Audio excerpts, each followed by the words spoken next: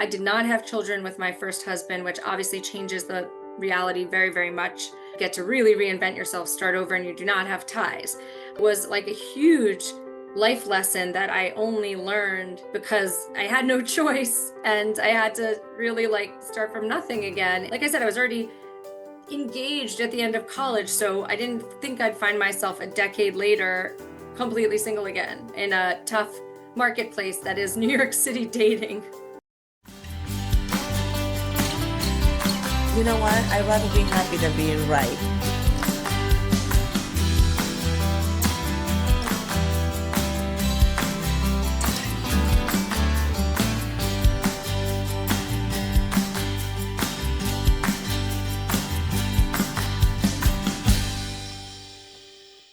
Okay, hi everyone. I'm super excited to have today Dr. Tali Lando. She is a pediatrician, ENT, mom, author, and cancer survival, but that's not all. She's also a patient's advocate and a polished speaker who brings warmth, insight, and humor to even the most serious topics, whether in the operating room, in interviews, or on the pages of her books. But don't let this distract you. Tali's story is a powerful reminder of resilience, courage, and the human inside of herself. Thank you so much for being here. I am so glad you're here. I'm so glad that we have this time to share, and I can't wait for my audience to hear your story. Thank you so much for having me today. I was born in a small town in Pennsylvania, but I lived in New York City for college, med school, and residency. Okay, so you're a New Yorker at this point. Yeah, exactly.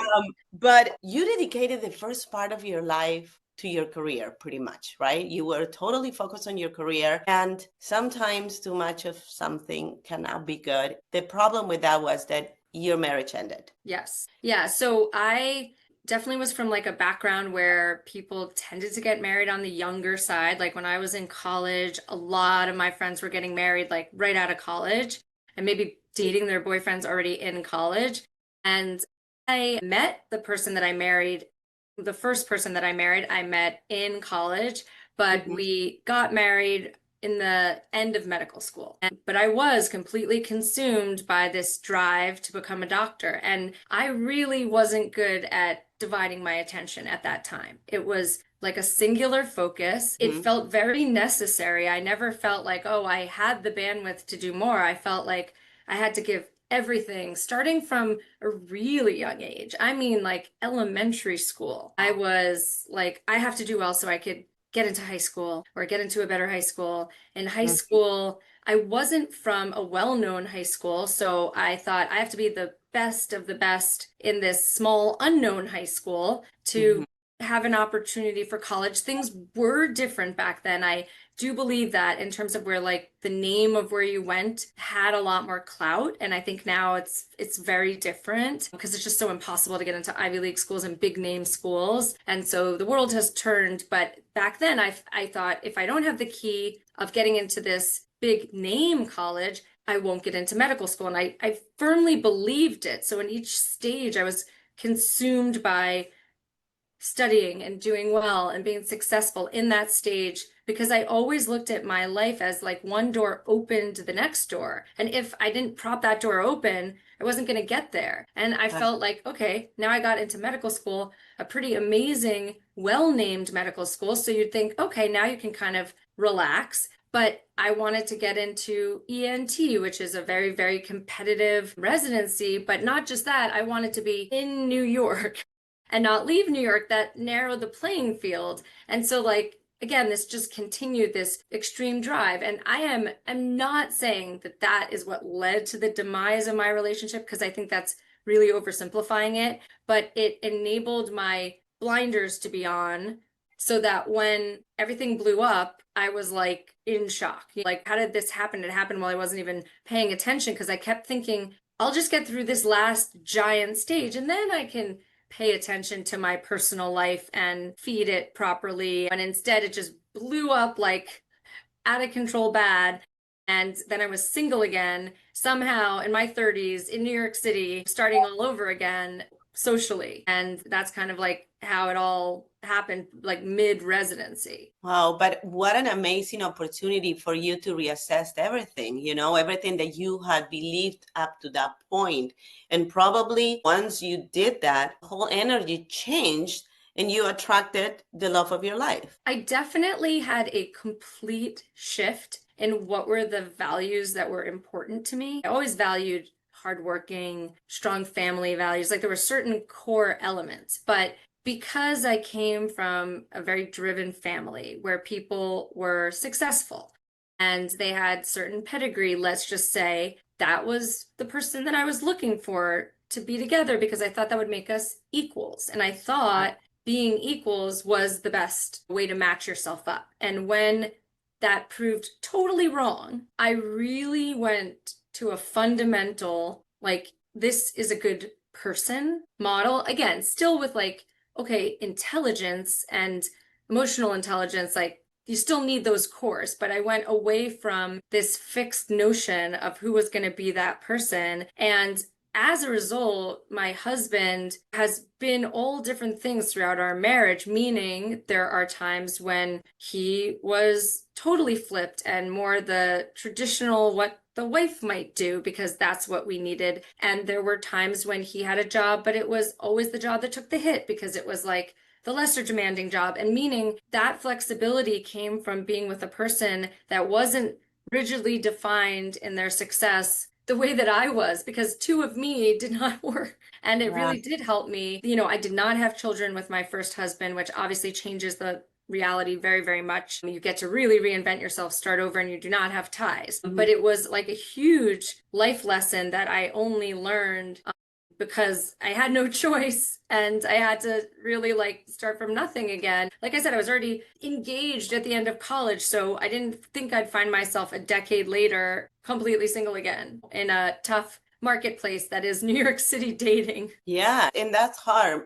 My oldest daughter, the one that is in Miami that we were talking about, she had something similar. She didn't marry this guy, but that was the plan. They bought a house together and everything. And then she realized this is not the person I want to spend the rest of my life with. And she did 180. She separated from him, stayed with us for a little period of time, and then she packed her bags and moved to Miami. And she said to me, I need to find myself. I don't know who I am anymore because in paper, this person looked perfect. I thought my life was going to be like that. And now I have come to terms that this is not what I want. So I really don't know what I want. I only know what I don't want.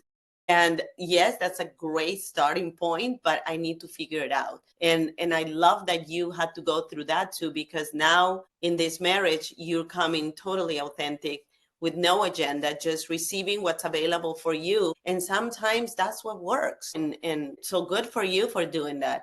So you had 3 kids with him, Yes. but your third pregnancy was a little challenging, correct? Yeah. So I was very lucky in terms of like pregnancy in general, like meaning I made it all the way through without much symptoms. I honestly, I operated until like the day before I would give birth and did well with that.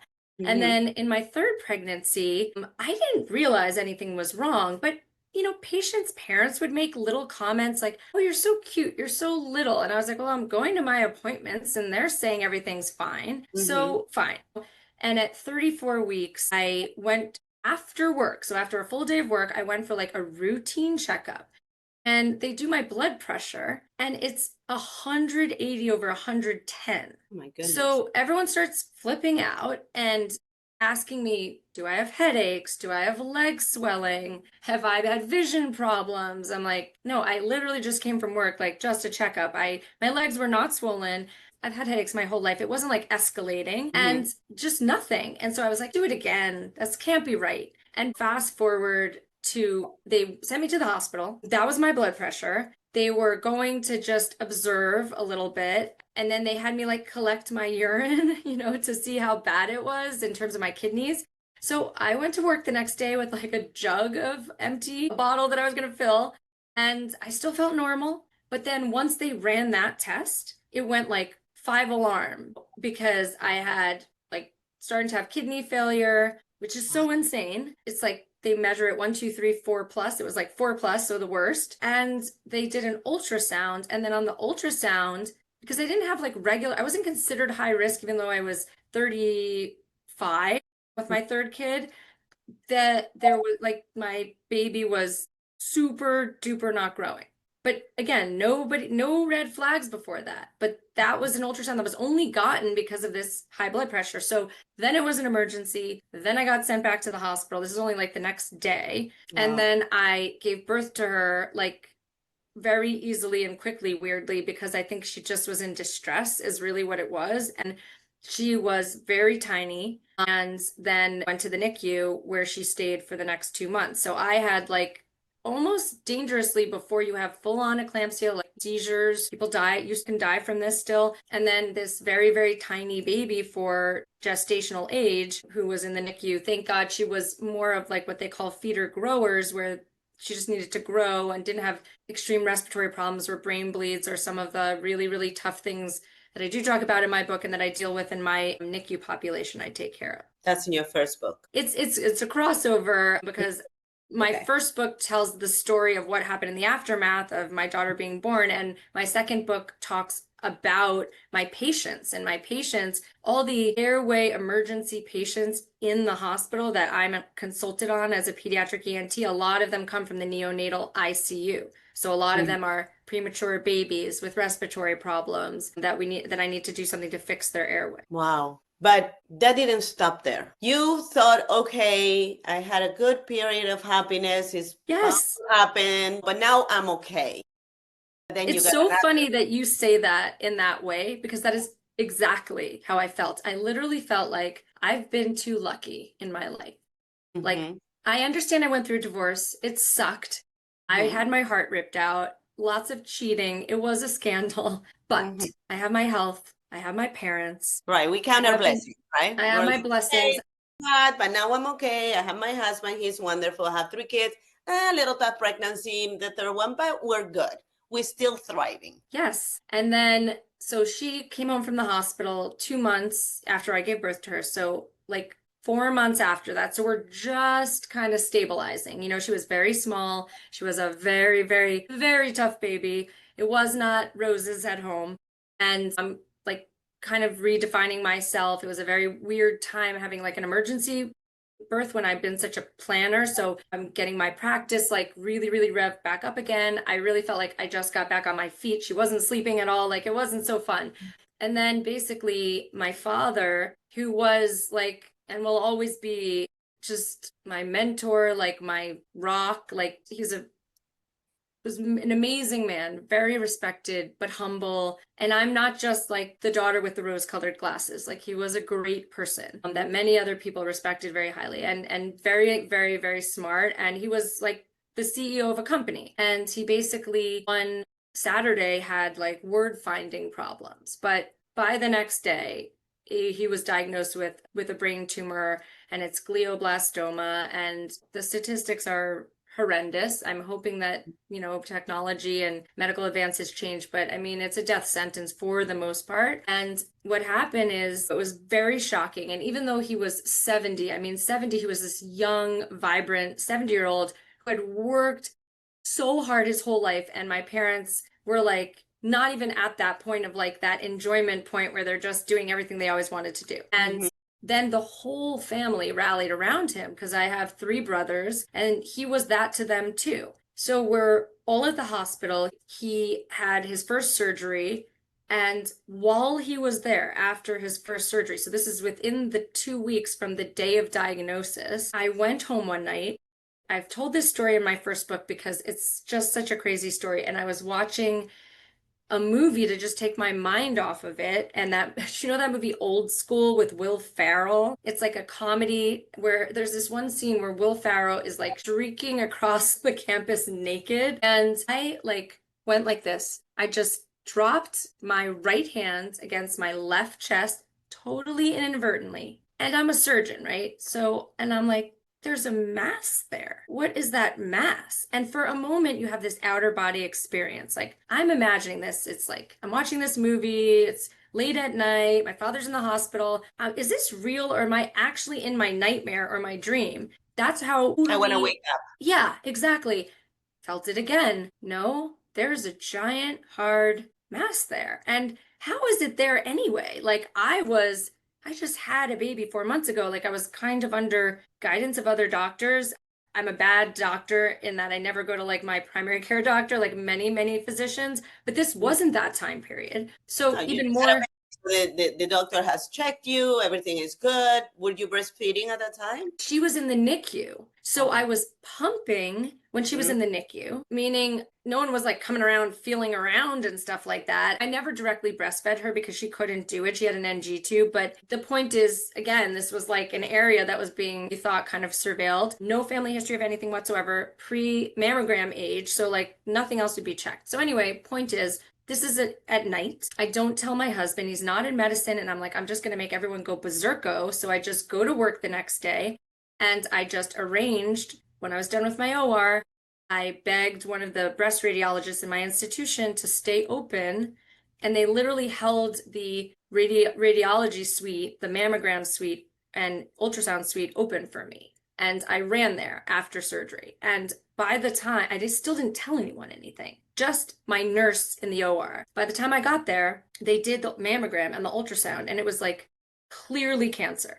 Like they're not like, well, let's see, and then let's check. It was like a textbook. That was the beginning. And still, everyone's like, you caught it early. You're so lucky. It's wonderful. No, that was not the case. It just kind of got worse and worse for a little while before anything improved. And basically, I get the workup, and it's like widely metastatic, but locally, not to my brain, not to my bones, not to my liver, but not early stage. Mhm. So again, I suddenly am thrust into this. Well, I've got the new ex NICU newborn baby at home and a 2-year-old and a 4-year-old. My beloved father, I'm the only doctor in my entire family, so was navigating the doctor end of his part. He was actually a Columbia Presbyterian, which is where I did my residency, and his surgeon was my colleague's husband. I mean, it was all intertwined.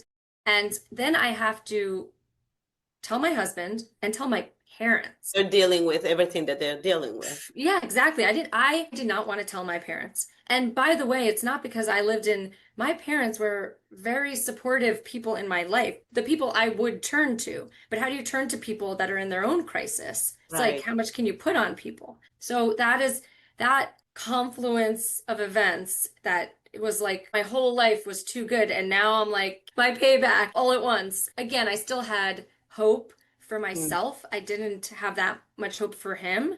And then it just went through this phase where like I had surgery, then I was in chemo while he was in chemo, and then I was in radiation while he's having radiation to his head. I'm having breast radiation, totally crazy. And then there's nobody to like rally around me because they're rallying around him, and I was supposed to be the one helping him.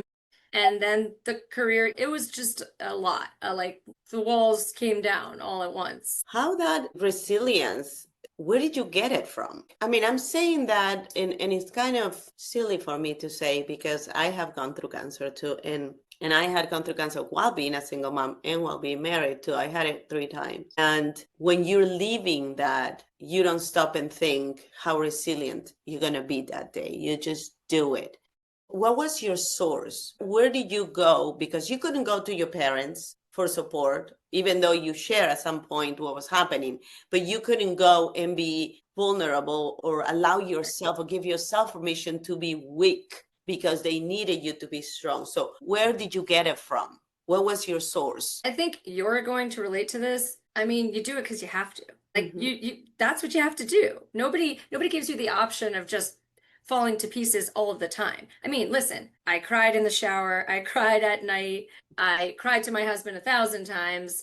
Why is this happening to me? I do not want to make it seem like I was Miss Bravery all the time because I 100% was not, and I felt it was very unfair. However, like I tell my parents of my patients, what is your choice? It's to put one foot in front of the other.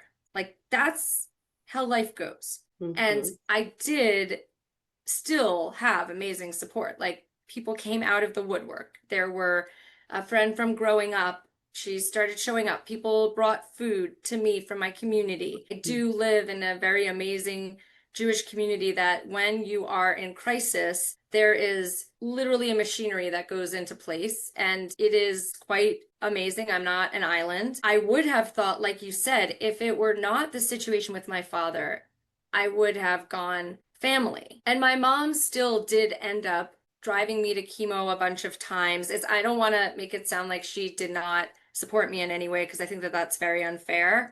I just couldn't unload the emotional burden She on was them. going It's too fierce. much. It's just too much. I couldn't. And my brother and my father was buried in Israel, and we flew to Israel, just the siblings, to Hmm. bury him there. And it was this very intense, you reconnect with your siblings, not like with your kids around or your husband or anyone else. And my brother did say to me on this flight, I said I feel like I was a bit abandoned because not because everybody wasn't doing something. They were rallying around my father, taking care of him, balancing their own lives, but I felt very alone. And he Mm. said, I had no idea because every time we saw you, you seemed like you were doing great. And why did he think that? Because I lived in New York, my family lives in New Jersey. When did I drive out? Like I drove out during chemo to see my Hmm. father or to go to some of his appointments or whatever it is. I went on the upswing. So they didn't see the down when I couldn't get out of bed. They And saw your once, best version every single time. not purposely, but just because that's when I was able to drive, right? Right. No, and I totally get what you're saying because you also don't want to be a burden. You want to empower him and you don't want him to worry about you. You don't want him to put the focus on you, but to himself, and you want to be part of the solution, not part of the problem. So Right, all that goes into your head in that moment. And it's like, okay, today I feel good enough so I can show up right. my best version. And then my brother was being very honest. He's like, I didn't know there was a problem. And I said the obvious, like, you should have just figured it out, obviously. But what we made do by hiring people. I mean, I hired extra help. I mean, I couldn't dump my husband if I was really incapacitated, and there were points when I really was barely moving. And we still had this newborn baby and this 2-year-old and this 4-year-old. So we hired a babysitter on the weekend, or we threw resources at the problem. If you don't have family, that could just automatically fall into place. So anyway, but I think that the source mainly was need. You like you were saying, you have young children, they need their mother. If not their mother for I did not do all the things. Like I didn't do the diaper changing, I didn't do the washing, anything that could be outsourced during that time, that critical time was outsourced. But the love and the care and the emotional support, you just had to be there. So that's what I did. And then you just move through it and you come out with everybody thinking you're like this superstar of, but I just think of it as like, what was my other option? I didn't know there was another. It's what you see that you have, and that's what you run with. I totally get it. But I'm sure that all this that you, and I'm so sorry about your loss. I lost my dad 2 days before my oldest daughter was born. So I found out when I called him because they didn't want to tell me because they knew I was going to probably jump on a plane and he was in Peru. So I feel your pain and I'm so sorry for your loss. But I wanted to ask you, after going through all this, and I'm sure you write about this in your book, what the meaning of having it all change for you? So one thing that maybe I'm a little tiny bit different than some people who have this type of facing death and life-changing experience is that at the root of it all, I still believed that I was doing the right thing in life in terms of my profession. And that is unique because I loved what I did with in terms of patients, and I loved being a surgeon, and I loved the subspecialty I chose. I didn't have, like many people have this, let's say you're this high-powered attorney and you were putting every single moment of your life sucked into your career, and then you have these life-changing events and you lose your touchstone and you lose your sense of belief that everything's going to be okay and belief in your health. You might be like, I'm going to chuck this all and like reprioritize. So Mm-hmm. I do think that my book is not about chucking it all and like eat, pray, loving afterwards, because I felt like I was on the right track already. So Mm-hmm. I was more, how do you adjust with the framework that you're in? And some of that is celebrating the little wins and things in life, like finding it within the life you already live rather than a total change.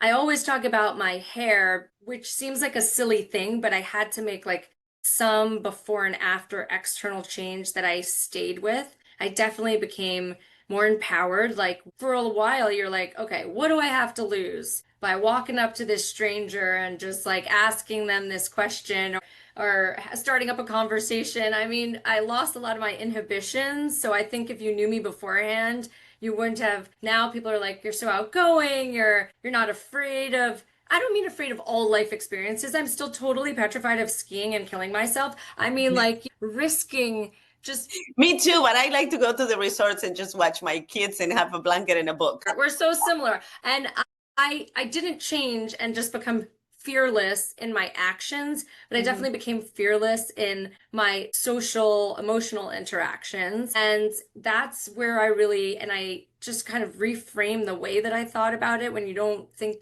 you're promised for forever. I still wanted to like work my ass off because I believe what I'm doing, because there's a great need for the area of medicine that I'm in, like many areas of medicine.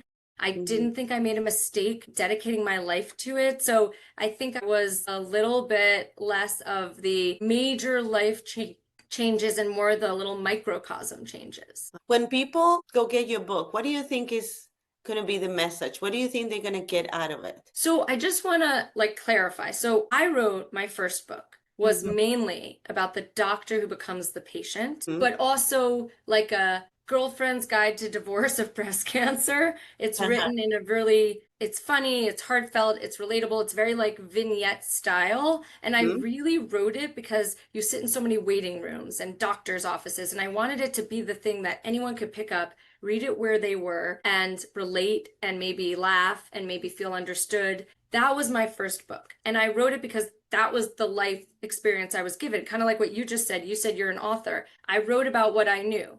Okay. Mhm. At the Mhm. moment where there was a book's worth of things to both share with the world and entertain the world. Now, okay, so what I really dreamed of since I was a young child, or not a young, let's say a young child, I dreamed of writing a book, but since I became a doctor, was writing a book about not a pure medical memoir, like here's my journey, but the same type of book, but about cases that totally framed my entire career. But after I had advanced breast cancer, I had to live long enough to have that career, that breadth of experience. And I also had this weird feeling of tempting fate, like trying to write this book and then not living for the book to come out.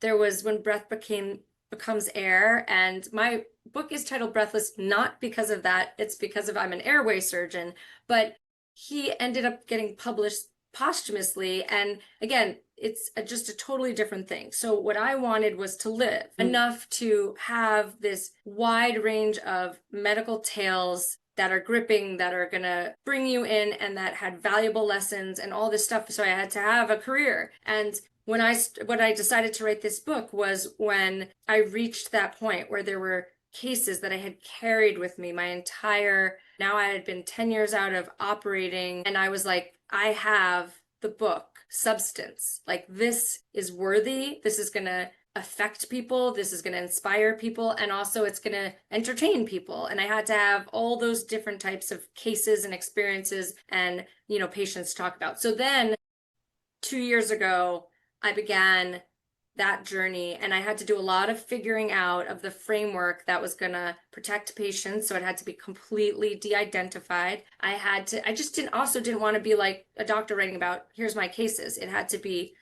that I had advice to give, that I can make it funny, that I can make it ups and downs. And then the one last element was really peeking behind the curtain of the impact on personal life, home life, your children, all those elements coming together. And that's why I finally wrote my second book. And it's a similar structure because, again, I wrote about what I know, and I'm not Mhm. like a fiction writer. And even though there's fictional elements, like one of my nurses is like, how did you remember what I said to you 3 years ago in the operating room? And I said, Fran, I don't remember exactly what you said. I remember how I remember it. And you remember how you felt when she said it. And Right. that is a good way of remembering things.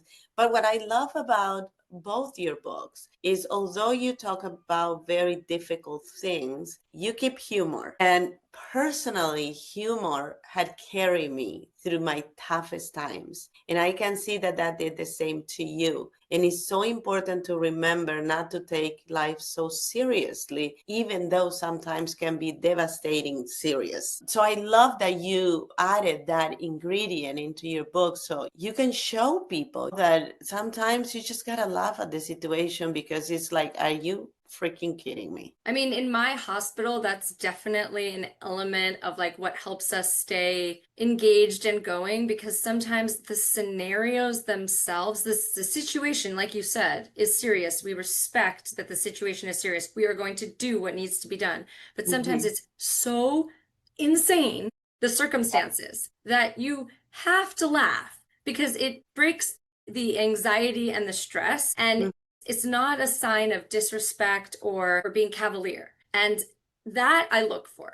I really do. Like if something happens in the course of my intense, stressful, long day that just cracks me up because it's so ridiculous, I run around telling everybody about it. Like you can ask. I'm like the storyteller of the OR because that just brings everybody like a little boost. And I do see it within my own patient situations. Like there was this one day, this is like a tiny example, but there was this one day I had this giant schedule. And the last two patients of the day, randomly, one patient's name was Heaven, and the next patient's name was Heaven spelled backwards, which the family had specifically chosen. Sometimes when people have very tiny micro preemies in the NICU, they Mhm. tend to give them these like heavenly type names or creative names, like almost like this child almost didn't survive. So Right. they named their child Neve, which is heaven spelled backwards intentionally. And it was insane that on my OR schedule, it was like heaven followed by Neve, randomly by age order, having the same surgery. And I just thought, this is insane. And I like cut off all the medical information and ran around showing every single nurse in the pre-op area, like, look at this. So I'll do that because I think, like you said, it's like you need that humanity. You need a little pick me up. Doesn't make a difference how serious it is. And I'm not, trust me, I am not laughing my head off all day long. It's intense, you You know? take those breaks. Would you say that's your superpower? I think my superpower is that I've got grit.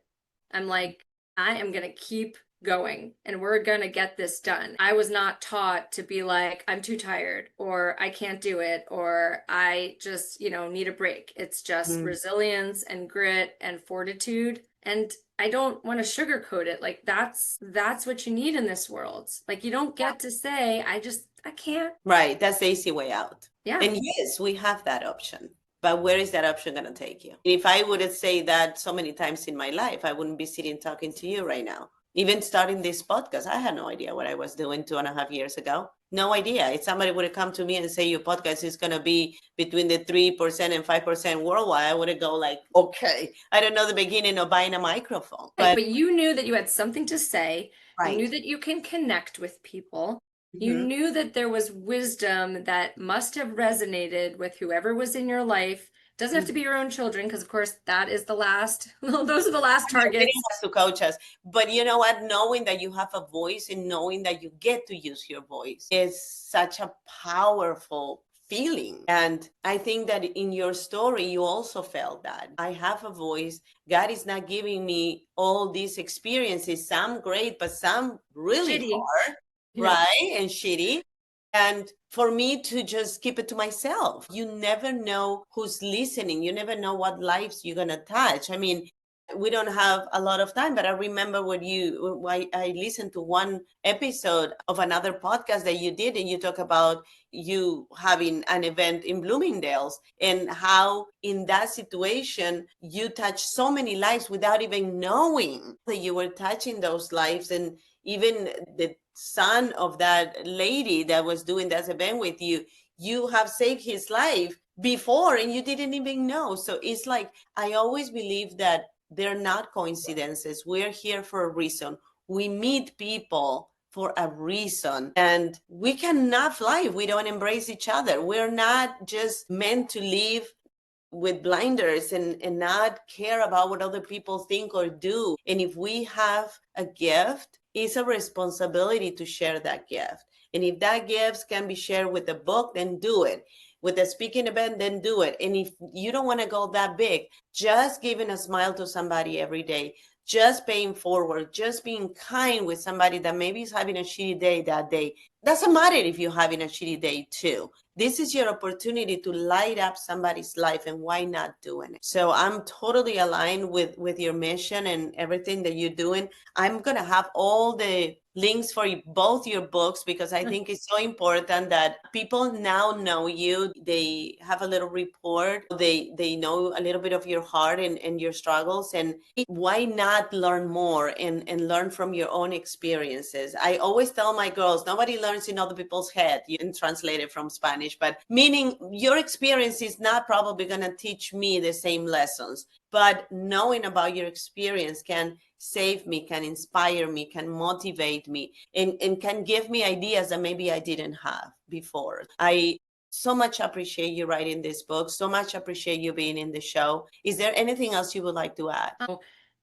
It's everything that you said totally resonates, and that you really don't know what you have to share with the world until somebody like asks you of it, or you see another scenario just where you're like, there's this person experiencing something and you can relate. And sometimes just making that person know that you relate to what they're going through, it's like so empowering. And it doesn't mean you have the solution, right? You actually do a lot of work where you are solving problems or helping be a problem solver. That's not the only way. Right. Sometimes it's just, hey, I get where you are. I see you. I totally get it. Yeah. Even if you have to sit next to that person quietly, nothing for me is more empowering than feeling seen. I totally agree. So my biggest dream with my current book is really, and I don't want to plant the seed of what I want someone to say, but it's that somebody picks it up and they're like, they see in it, and it doesn't have to be a high schooler who's like inspired to become a doctor. Although I do want to inspire, I have to say there's a lot of social media right now, which is very cool, on doctors having fun and dancing and showing other sides of their life. And that is wonderful. But honestly, my book is about these old-fashioned values of like, you got to give of yourself a lot to go into medicine. And I don't want to simplify or make light of like the level of sacrifice that you're going to have to do lifelong, no matter what, no matter if your kids need you, no matter if you're on vacation. I've been on airplanes, I've been in Brazil where somebody has an ENT issue, but you could still love life. You could still feel passionate. You could still pursue other things. You can be a writer. You could be a podcaster. You could fit that in because passions make more energy. They don't detract from it.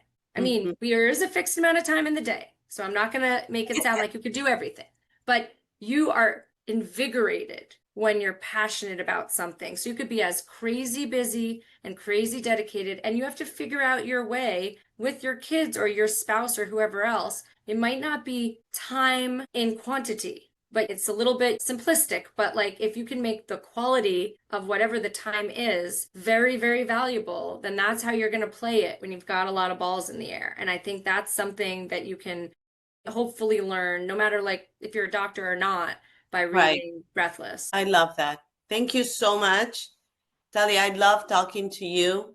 And I know your book is gonna be a bestseller. It's gonna be great. Everybody's gonna buy it. So you guys go and buy it right now. In the description of the show, you're gonna get the links. And I can wait to hear what's happening next in your life. I hope you write many more books, and I wish you all the success. Thank you so much. And you could check me if you want to go on Instagram. That's where you could see the funny behind the scenes. She has funny videos there. I heard. I haven't checked them yet, but I heard that you have many. That you're very creative in the OR. So, yeah. I hope so. So it's really easy because it's Dr. Tali Lando, so you can't miss it. There you go. Thank you so much.